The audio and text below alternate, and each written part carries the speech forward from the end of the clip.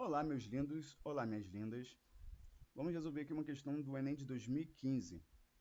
As altas temperaturas de combustão e o atrito entre suas peças móveis são alguns dos fatores que provocam o aquecimento dos motores a combustão interna. Para evitar o superaquecimento e consequentes danos a esses motores, foram desenvolvidos os atuais sistemas de refrigeração em que um fluido arrefecedor com propriedades especiais circula pelo interior do motor, absorvendo o calor que, ao passar pelo radiador, é transferido para a atmosfera. Qual a propriedade do fluido arrefecedor deve possuir para cumprir seu objetivo com maior eficiência? Então, se liga, quais são as características aqui? Vamos lá. Ele está falando qual é a propriedade, não propriedades, né? Ele deve possuir para fazer isso com maior eficiência, né? Fazer o que com o fluido, né? O que seria esse fluido arrefecedor? Fluido que resfria, né? Então é um sistema de refrigeração. Então, para não evitar o superaquecimento, esse fluido ele deve refrigerar. E ele vai refrigerar fazendo o quê? Absorvendo calor. E aí pensa comigo, se esse fluido, vamos lá, aqui está o eixozinho, aí está aqui o motor, e eu vou desenhar o símbolo de um líquido aqui como se fosse a água. Muita gente coloca água no motor e às vezes isso é prejudicial, porque a água ela pode acabar oxidando o seu motor. Então se liga. O que acontece? À medida que a gente coloca esse líquido ali dentro, esse líquido imagina que começou o dia com uma temperatura de 20 graus Celsius, 22, né? 22 graus Celsius, uma temperatura aí do início do dia.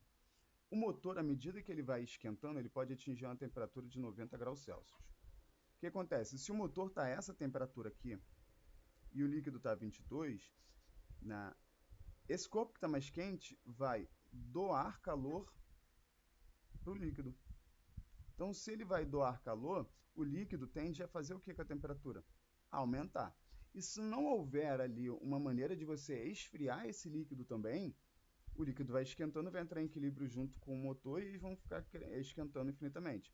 Por isso que a água passa pelo radiador, não, uma serpentina, você liga ali a ventoinha e o radiador ele tem umas gradezinhas, né, que é para aumentar o contato com o ar, para transferir calor para a atmosfera, né, para o ar que está do lado de fora, consequentemente está mais frio do que a temperatura de 90 graus Celsius.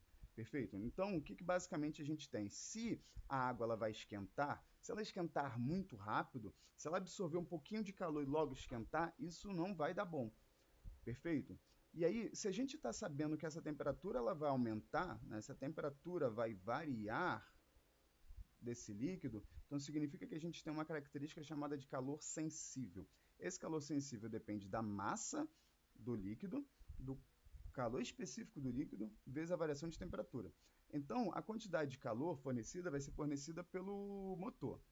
A massa é uma massa fixa de líquido que está ali dentro, né? Se você colocar muito líquido, o líquido vai, né, no que ele recebe calor e tal, pode acabar estourando ali, né? Se você encher acima do máximo permitido, ele pode acabar estourando o local de armazenagem. E aqui a variação de temperatura, o máximo que ele vai poder atingir, vamos dizer assim, para que a temperatura do motor não superaqueça, é uma temperatura um pouco acima de 90, mas vamos utilizar esse 90 aqui para parâmetros de compreensão. Então, qual desses fatores aqui depende apenas do líquido em si? É esse calor específico que depende, né, apenas da característica da substância. Beleza? A massa, né, que seria consequentemente aí o volume, vai estar ali dentro do recipiente. Então, não importa qual líquido, não importa qual seja a substância que esteja ali dentro, a massa vai ser fixa. Assim como a variação de temperatura. O líquido vai entrar em uma determinada temperatura e vai esquentar até 90. Então, não depende da substância. Beleza? E aí, por consequência, o que vai fazer com que tenha maior eficiência isso seja o fato dessa substância ter alto calor específico, porque quanto maior for o calor específico dela, mais energia ela vai precisar receber para esquentar. Beleza? Aí vamos lá, alto calor latente de fusão. Fusão aí seria o ato de você sair do sólido para o líquido. Você não vai colocar gelo ali dentro, você vai colocar um líquido, você não vai colocar um material congelado. Sólidos eles não fazem um movimento de convecção tão bom quanto líquidos. Na verdade, eles não fazem. Baixa condutividade térmica. Baixa condutividade térmica são materiais isolantes, então ele não vai transferir o calor muito facilmente para a atmosfera, então isso não seria algo bom. Ah, Wallace, e a baixa temperatura de ebulição? Baixa temperatura de ebulição, imagina só que a gente coloca um líquido com uma temperatura de ebulição abaixo de 90, né, 80. Então, se a temperatura daquele líquido chegar em 80, ela já vai entrar em ebulição.